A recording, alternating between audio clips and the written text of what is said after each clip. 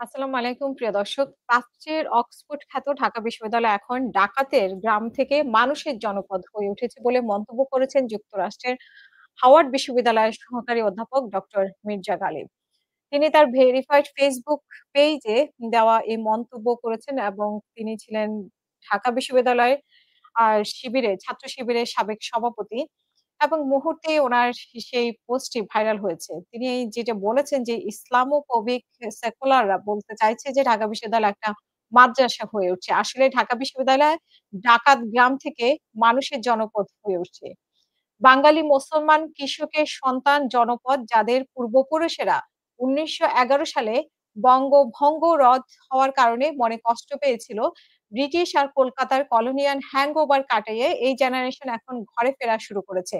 সামনে ঈদের দিন আসবে ইনশাআল্লাহ। এর আগে ১৯শে সেপ্টেম্বরে দেওয়া আরেকটি পোস্টে তিনি বলেছেন যে, "ইসলাম বাংলাদেশের মানুষের জন্য শুধু ধর্মই নয়, এটি একটি দেশের সংখ্যাগরিষ্ঠ মানুষের আত্মপরিচয়ও।" সাধারণত একটি দেশ বা জাতি কিছু কমন পরিচয়ের মাধ্যমে আ একটা কালেকটিভ আইডেন্টিটি গড়ে তোলে এবং আমাদের ক্ষেত্রে বাংলা ভাষা আর ইসলাম ধর্ম হলো সেইরকম কমন বৈশিষ্ট্য।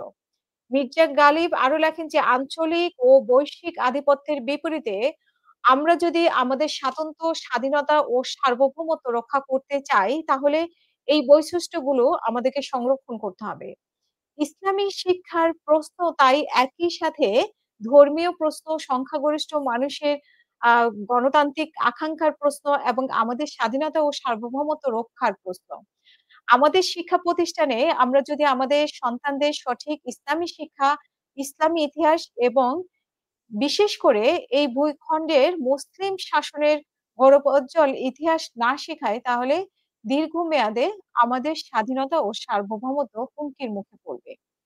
শিক্ষা ব্যবস্থার ত্রুটি তুলে ধরে তিনি বলেন যে, আমাদের মাদ্রাসা ব্যবস্থায় ইসলামের আকিদা, ফিকহ যেভাবে পড়ানো হয়, ইতিহাসে সেভাবে পড়ানো হয় না। স্কুলের সিস্টেম, ইসলামী শিক্ষা সিলেবাস এবং শিক্ষকের গুণগত মান দুটোই সমস্যা আছে। এই ২ ক্ষেত্রে ইসলামী শিক্ষাকে কিভাবে আরো শক্তিশালী করা যায় সেটা আমাদের রাজনৈতিক কর্মকাণ্ডের লিস্টে একেবারেই উপরে থাকা উচিত। যাই হোক উনি এই পোস্ট করেছেন সেটা আমি পড়ে শোনালাম। আপনাদের মতামত জানাবেন। এই ক্ষেত্রে ডাকাত গ্রাম থেকে জনপদে রূপান্তরের বিষয়টি এবং সামনে ঈদের দিন আসছে। আসলে পুরো বিষয়টি নিয়ে আপনাদের থেকে মতামত চাই। পরবর্তীতে এই বিষয় নিয়ে আপনাদের মতামতের মাধ্যমে আবারও কথা বলার চেষ্টা করব। যদিও ঢাকা বিশ্ববিদ্যালয়ে উনি বলছেন যে, অনেকেই বলছে যে মাদ্রাসায় পরিণত হচ্ছে। তো আসলে মাদ্রাসায় পরিণত হচ্ছে নাকি নতুন একটি দিগন্তের সূচনা হয়েছে একটি পরিবর্তন এসেছে অনেক বছর পরে বা কখনোই ছিল না ঢাকা বিশ্ববিদ্যালয়ে এভাবে ছাত্র শিবিরের অবস্থান। তারা কখনো চেহারা দেখাইয়া কথাও বলতে পারেনি।